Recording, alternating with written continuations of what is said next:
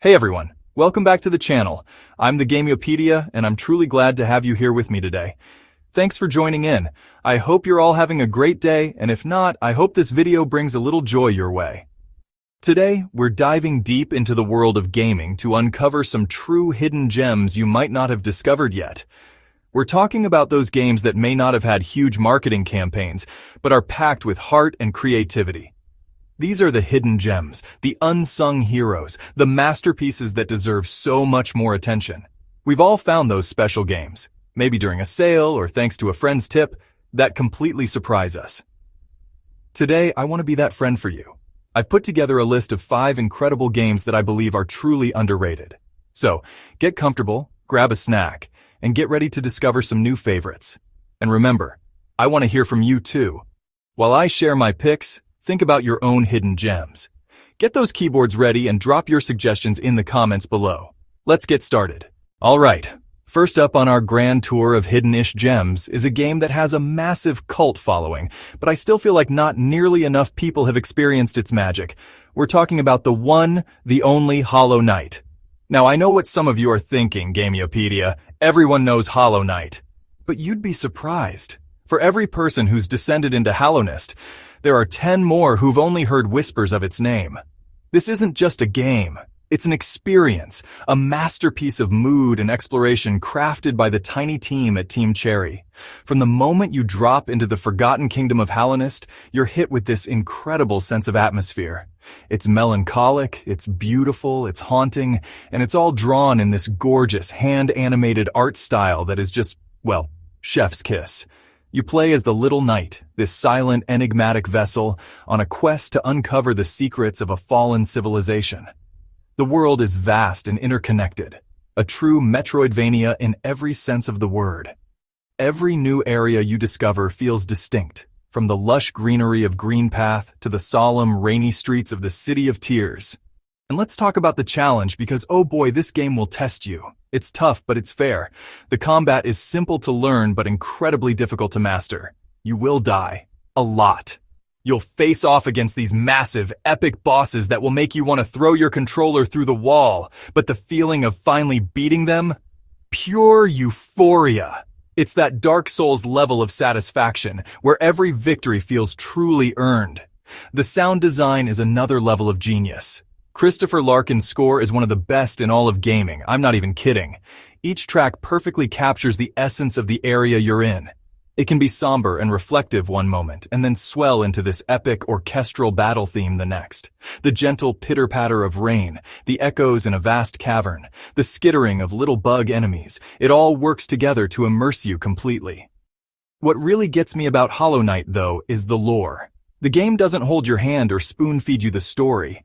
It's all told through environmental details, cryptic NPC dialogue, and item descriptions. You have to piece together the history of Hallownest yourself, like a little bug detective. It makes every discovery feel so much more meaningful. You're not just playing a game.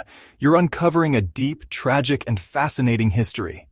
The sheer amount of content in this game is staggering, especially for its price. You can easily sink 40, 50, even 100 hours into this game, exploring every nook and cranny, fighting every boss, collecting every charm, and uncovering every secret. The character design is just so charming and memorable. Despite being a world of bugs, every character is brimming with personality. From the jolly cartographer Cornifer, who hums his little tune as you approach, to the stoic warrior Quirrell, every encounter adds another layer to the world. It's a world you just don't want to leave. So, if you're a fan of Metroidvanias, challenging combat, atmospheric worlds, and beautiful art, you owe it to yourself to play Hollow Knight. It's a game that will stick with you long after you've put the controller down. It's a modern classic, an indie darling that stands shoulder to shoulder with the biggest names in the industry. Please do yourself a favor and dive into the beautiful, bug-infested world of Hallownest. You will not regret it. Okay, deep breaths, everyone. We're leaving the subterranean world of Hallownest and blasting off into the vastness of space for our next gem. This one is special. It's a game that's almost impossible to talk about without spoiling, but I'm going to do my absolute best. We're talking about Outer Wilds. This is not a game about shooting aliens or collecting resources. This is a game about curiosity. It's a game about discovery and piecing together a puzzle that is literally the size of a solar system. You are an astronaut from a charming rustic species called the Harthians. You're the newest recruit to their fledgling space program, Outer Wilds Ventures. Your mission? Hop in your rickety wooden spaceship and explore your local solar system. The catch? You're stuck in a 22-minute time loop. Every 22 minutes, the sun goes supernova, and you wake up back at the campfire, ready to start the loop all over again. It sounds frustrating, but trust me, it's pure genius. The only thing that carries over between loops is your knowledge. There's no character progression, no skill trees, no new gear to unlock. The only thing that allows you to progress is what you learn. You might find a clue on one planet that tells you how to access a secret area on another planet, but you only have 22 minutes to get there and use that information. The entire game is one giant interconnected escape room, and your brain is the only key. The sense of discovery in Outer Wilds is, and I don't say this lightly, unparalleled in gaming. Every planet in this solar system is a unique, handcrafted marvel with its own physics and environmental puzzles. You've got Brittle Hollow, a planet that's literally crumbling beneath your feet and falling into a black hole at its core. You have Giants Deep, a massive water planet with colossal cyclones that launch its islands into orbit. Each one is a joy to explore. What I love is how the game encourages you to just be curious. You see something weird off in the distance? Go check it out. You find a strange piece of text from an ancient alien race? Follow that thread. The game never puts a waypoint on your screen. It trusts you to follow your own curiosity, and it rewards you for it in the most profound ways. The aha moments in this game are some of the most satisfying I've ever had. The narrative is woven into the exploration so perfectly. You're not just exploring for the sake of it. You're piecing together the story of the Nomai, the ancient, technologically advanced race that inhabited this solar system before you. You're reading their conversations, exploring their abandoned cities, and trying to figure out what happened to them and why you're stuck in this time loop. It's a ghost story, told on a cosmic scale, and it's incredibly moving. The sound design, much like Hollow Knight, is phenomenal. The score by Andrew Prallo is just, wow! It's this beautiful, folksy, sci-fi blend that's both hopeful and melancholic. And the use of sound as a gameplay mechanic is brilliant. You can use your signal scope to track down the frequencies of other travelers, leading you to new discoveries and moments of quiet connection as you hear their instruments playing across the void of space. Outer Wilds is a game that requires patience. It's not about action, it's about contemplation. It's about sitting by a campfire and roasting a marshmallow as the world ends. It's about the beauty of the unknown and the joy of understanding. It's a game that will make you feel small in the face of the universe, but also empowered by the knowledge you gain. It's a profound, emotional, and unforgettable journey that will change the way you look at video games. Alright, let's bring it back down to Earth for our next one. We're trading in spaceships and bug swords for slingshots and rats. So many rats. We're diving into the grim, dark, and emotionally devastating world of A Plague Tale: Innocence. This game flew under the radar for so many people, and it is an absolute crime, because it tells one of the most compelling and heart-wrenching stories I've played in years. It's linear, it's story-focused, and it is absolutely brilliant. You play as Amicia de Rune, a young noblewoman in 14th century France during the 100 Years' War and the height of the Black Death. When the Inquisition invades her family's estate, she's forced to flee with her younger brother Hugo, who she barely knows. Hugo is sick with a mysterious illness, and the Inquisition seems convinced he's the key to something. Your entire goal is to survive and protect this little boy against all odds. This game is not a power fantasy. Amicia is not a warrior. She's a teenage girl armed with a simple sling. You can't just run in and fight armored soldiers. The gameplay is heavily focused on stealth, puzzle solving, and using your environment to your advantage. You're constantly hiding, distracting guards, and trying to find a safe path forward.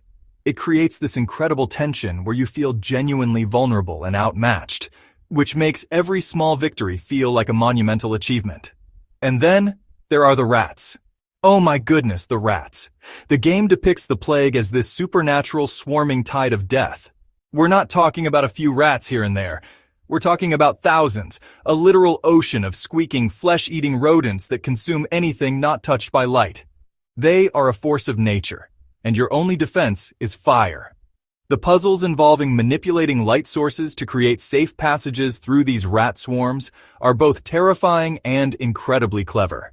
But the real core of this game, the thing that will stick with you, is the relationship between Amicia and Hugo. You start the game as near strangers, but as you go through these horrific trials together, you see their bond grow. Amicia's transformation from a scared girl into a fierce protector is one of the most well-written character arcs out there. You feel her desperation, her fear, and her unwavering love for her brother. The world itself is hauntingly beautiful. The art direction does an incredible job of contrasting the picturesque French countryside with the horrors of war and plague. You'll walk through sun-dappled forests one moment, and then wade through corpse-filled battlefields the next. The visuals are stunning, and the atmosphere is thick enough to cut with a knife. It's a grim tourism of a dark period in history, but one that is rendered with such care and detail. The voice acting is phenomenal and sells every emotional beat. The narrative is paced perfectly. It's a tight, focused experience, around 10 to 12 hours long, and there's no filler. Every chapter pushes the story forward, introduces new mechanics or characters, and raises the stakes. It's a testament to the power of linear, story-driven games. It knows exactly what story it wants to tell, and it tells it with confidence and grace. You get to meet other orphans along the way, forming a small, found family that adds even more emotional weight to the journey. A Plague Tale. Innocence is a game about hope in the face of overwhelming despair. It's about the strength of family and the lengths we'll go to protect the ones we love. It's dark, it's gritty, and it will probably make you cry. But it's an experience that is absolutely worth having. If you're looking for a game with a powerful, emotional story that will grab you and not let go, please give this one a shot. Just be prepared for the rats. Let's shift gears completely. We've had action-adventure, we've had space exploration, we've had emotional narrative. Now it's time for something that will tickle the strategic part of your brain and keep you up until 3 in the morning saying just one more run. I'm talking about the king of deck-building roguelikes, Slay the Spire. This game looks simple on the surface, but underneath is a chasm of strategic depth that is endlessly replayable and dangerously addictive. The premise is simple. You pick a character, and you try to climb a spire, fighting monsters and bosses along the way.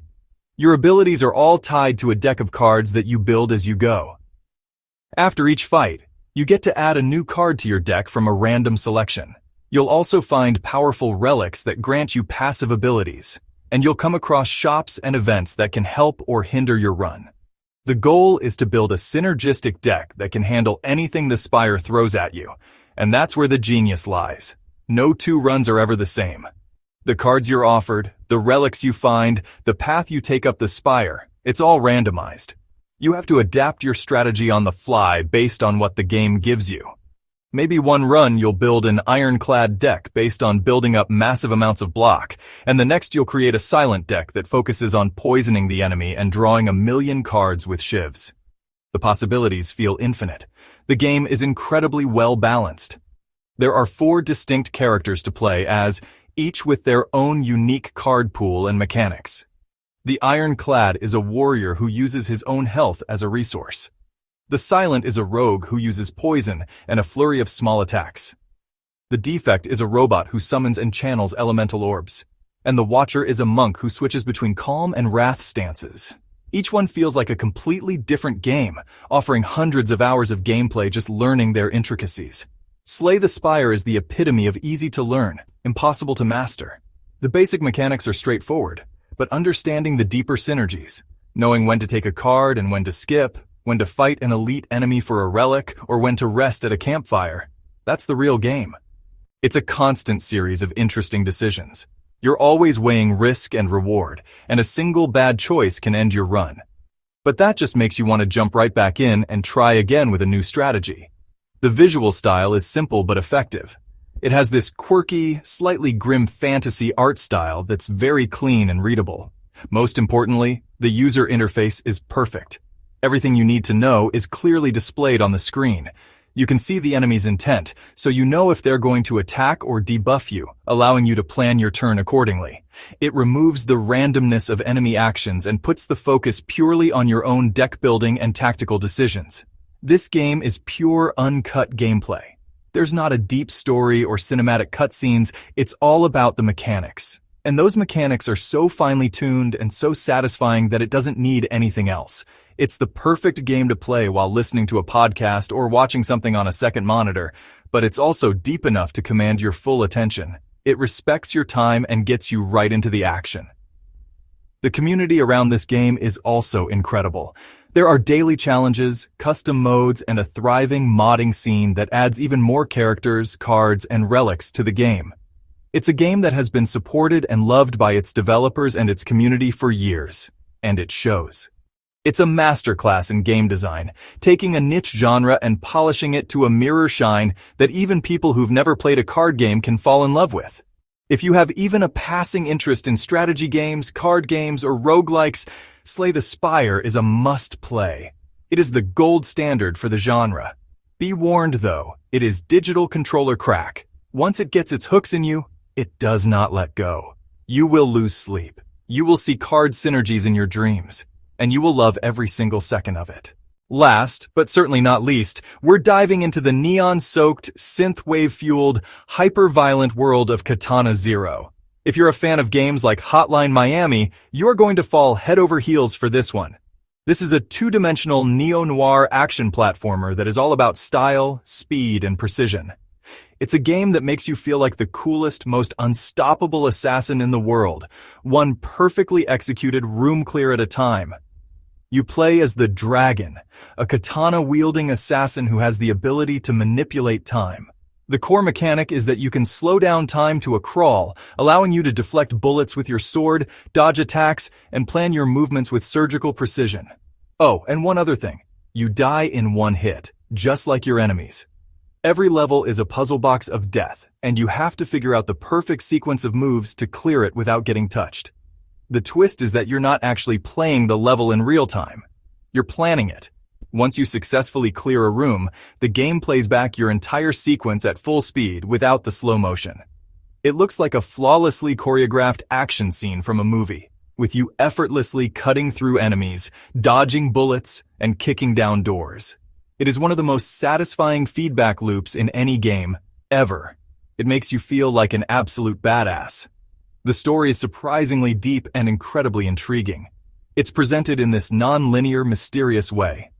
Between missions, you have these therapy sessions with a psychiatrist who gives you your assignments and injects you with a drug called Chronos, which is linked to your time-bending abilities. You also have interactive dialogue sequences where your choices can affect the conversations and reveal different parts of the story. It's a dark psychological thriller with themes of memory, identity, and trauma. The pixel art and animation in this game are absolutely sublime. The character sprites are detailed and expressive, and the animations are incredibly fluid. The neon-drenched cityscapes, gritty apartments, and lavish nightclubs all pop with color and personality. It's a visual feast that perfectly complements the game's 80s-inspired aesthetic. It's style dripping from every single pixel. And the soundtrack! My God, the soundtrack! It's a killer synthwave score that is the absolute perfect backing for the fast-paced, brutal action. The music pulses and drives you forward, making you want to move faster, kill cleaner. The level design is just fantastic. Each level introduces new mechanics and enemy types to keep you on your toes. You'll go from clearing out apartments to fighting your way through a crowded nightclub to a high-speed minecart sequence. The game is constantly throwing new challenges at you, forcing you to adapt your strategies and master your abilities. It never gets stale. Katana Zero is a short and sweet experience, but it's all killer, no filler. It's a game that respects your time and delivers a concentrated dose of pure, unadulterated fun. It's stylish, it's brutal, it's got a gripping story, and it has one of the coolest core mechanics around. If you're looking for a fast-paced action game with a ton of flair and a story that will keep you guessing, you absolutely cannot miss Katana Zero. It's a neon noir dream come true. And that's a wrap on my list of 5 incredible games that truly deserve more attention. From the mysterious depths of Hallownest to the vibrant world of Katana Zero, I hope you've discovered something new to add to your gaming journey. Each of these titles has left a mark on me, and I genuinely believe they're worth your time. Thank you for letting me share my passion with you today. The world of gaming is vast and full of hidden treasures. It's easy for amazing games to slip under the radar, but together, we can shine a light on them. If you have a favorite hidden gem, please share it in the comments. Let's help each other discover something special. Our community is what makes this channel so rewarding, and your recommendations mean a lot to me and everyone watching. Whether it's a classic, an indie, or a recent release, let us know your picks below. Let's keep building this amazing community and help each other find our next favorite game. I'll be reading through your comments and adding plenty of games to my own list, I'm sure. Thank you so much for spending your time with me today. It truly means a lot. If you enjoyed this video and want to see more deep dives into the world of gaming, please consider subscribing and turning on notifications. Your support helps this channel grow and keeps the conversation going. I appreciate every single one of you who tunes in, comments, and shares your love for games. Until next time, take care, keep playing, and I'll see you in the next video. Bye for now, and happy gaming!